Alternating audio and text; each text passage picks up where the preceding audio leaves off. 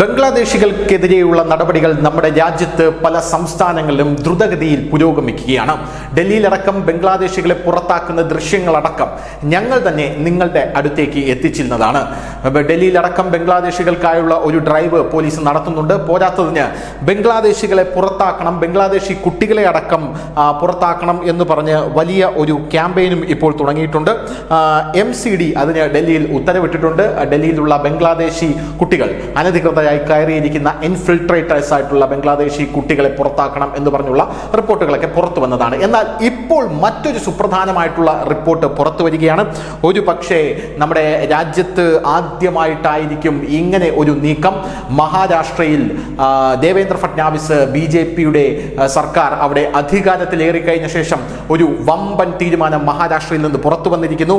അത് അനധികൃത ബംഗ്ലാദേശികളെ ഇനി മുതൽ ജയിലുകളിൽ പാർപ്പിക്കില്ല എന്നുള്ളതാണ് ആ തീരുമാനം. മറിച്ച് ബംഗ്ലാദേശികൾക്ക് മാത്രമായി തടങ്കൽ പാളയങ്ങൾ നിർമ്മിക്കുന്നു എന്നുള്ളതാണ് ആ വാർത്ത എന്ന് പറയുന്നത്. ബംഗ്ലാദേശികൾക്ക് മാത്രമായി ഡിറ്റൻഷൻ സെന്ററുകൾ മഹാരാഷ്ട്രയിൽ വരുന്നു.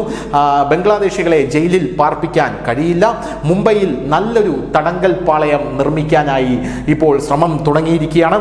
മയക്കുമരുന്ന് കേസിൽ ഉൾപ്പെടുന്ന അനധികൃതമായിട്ടുള്ള ബംഗ്ലാദേശികൾ ഇൻഫിൽട്രേറ്റേഴ്സ് ആയിട്ടുള്ള, അതായത് നുഴഞ്ഞുകയറ്റക്കാരായിട്ടുള്ള ബംഗ്ലാദേശികൾ, അനധികൃതമായിട്ടുള്ള നമ്മുടെ രാജ്യത്ത് കുടിയേറിയിരിക്കുന്ന ബംഗ്ലാദേശികൾ, ഇവർക്ക് വേണ്ടിയാണ് തടങ്കൽ പാളയം നിർമ്മിക്കാനായി ഇപ്പോൾ ദേവേന്ദ്ര ഫട്നാവിസ് ഉത്തരവ് കൊടുത്തിരിക്കുന്നത്.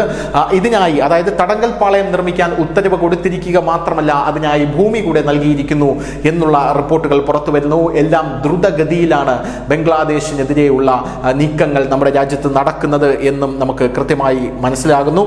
കല്യാണിൽ അനധികൃതമായി താമസിച്ചിരുന്ന, അതായത് മഹാരാഷ്ട്രയിൽ അടക്കം ഈ നീക്കം വളരെ ദ്രുതഗതിയിൽ പോവുകയാണ്. അതായത് അനധികൃതമായി താമസിക്കുന്ന ബംഗ്ലാദേശികളെ പിടിക്കാനുള്ള നീക്കം. നേരത്തെ കല്യാണിൽ അനധികൃതമായി താമസിച്ചിരുന്ന ബംഗ്ലാദേശി ദമ്പതികളെ താനെ പോലീസ് അറസ്റ്റ് ചെയ്യുന്ന ഒരു കാഴ്ച നമുക്ക് കണ്ടതാണ്. മനുഷ്യക്കടത്ത് വിരുദ്ധ സെല്ലാണ് അവരെ അറസ്റ്റ് ചെയ്തത്. സാബൂജ് സനോവർ ഷെയ്ഖ്, ബിഷ്തി സാബൂജ് ഷെയ്ഖ് എന്നീ ദമ്പതികളാണ് ഇന്ത്യ ബംഗ്ലാദേശ് അതിർത്തി കടന്ന് അനധികൃതമായി നമ്മുടെ രാജ്യത്തേക്ക് വന്നത്. വ്യാഴാഴ്ച പോലീസ് ഈ പ്രദേശത്ത് ബംഗ്ലാദേശികൾക്കായുള്ള വലിയ റെയ്ഡുകൾ നടത്തിയിട്ടുണ്ടായിരുന്നു. ആ റെയ്ഡുകളിലാണ് ഈ ദമ്പതികൾ അന്ന് അനധികൃതമായി താമസിക്കുന്നു എന്നറിഞ്ഞ് പിടിയിലായത്. താനെ പോലീസ് ക്രൈംബ്രാഞ്ച് പാസ്പോർട്ട് നിയമത്തിലെയും വിദേശി നിയമത്തിലെയും വിവിധ വകുപ്പുകൾ പ്രകാരമാണ് ഈ ദമ്പതികൾക്കെതിരെ കേസെടുത്തിരിക്കുന്നത് എന്നും നമുക്ക് മനസ്സിലാകുന്നു.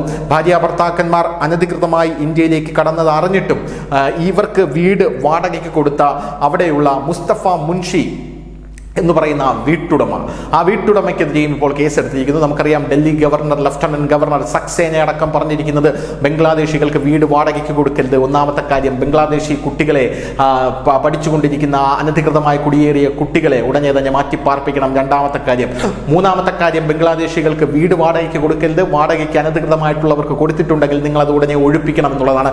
സമാനമായിട്ടുള്ള ആക്ഷൻ പ്ലാൻ തന്നെയാണ് ഇപ്പോൾ മഹാരാഷ്ട്രയിലും ഉടലെടുക്കുന്നത്. മഹാരാഷ്ട്രയിലും ബംഗ്ലാദേശികൾക്ക് വീട് വാടകയ്ക്ക് കൊടുക്കുന്നവരെ ഇപ്പോൾ അവർക്കെതിരെ കേസെടുത്ത് അവരെയും പ്രതി ചേർക്കുന്ന സാഹചര്യമാണ് നമുക്ക് കാണാനായിട്ട് സാധിക്കുന്നത്. എന്തായാലും ഡൽഹിക്ക് ശേഷം മഹാരാഷ്ട്രയിൽ ബംഗ്ലാദേശികൾക്ക് തടങ്കൽ പാളയം വരുന്നു. ഇനി ബംഗ്ലാദേശികൾ അനധികൃതമായി നമ്മുടെ രാജ്യത്തേക്ക് കുടിയേറിയാൽ അവർ താമസിക്കാൻ പോകുന്നത് നമ്മുടെ രാജ്യത്തായിരിക്കില്ല, മറിച്ച് നമ്മുടെ രാജ്യം പണിത തടങ്കൽ പാളയത്തിലായിരിക്കും. News desk, news India Malayalam.